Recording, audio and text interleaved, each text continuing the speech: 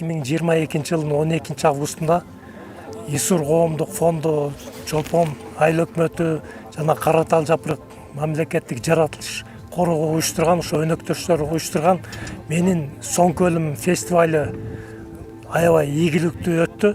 Бул жыйынга мамлекеттик администрациянын жетекчилери, жергиликтүү элдер, ошондой эле чет элдик туристтер, маалымат массалык каражаттары жетекчилери катышты, экология башкармалыгынан келишти, өзүбүздүн коллегаларыбыз келди. Биз үчүн өтө чоң майрам өттү десек болот, себеби баарыбыз биригип алып, ушу жергиликтүү калк үчүн ушундай жакындан болгон бүгүт насаат иштерин жүргүздүк деп эсептейм. Анткени адамдардын жаратылышка, канаттууларга, жан жаныбарларга аяр мамилеси өзгөчө эле калат.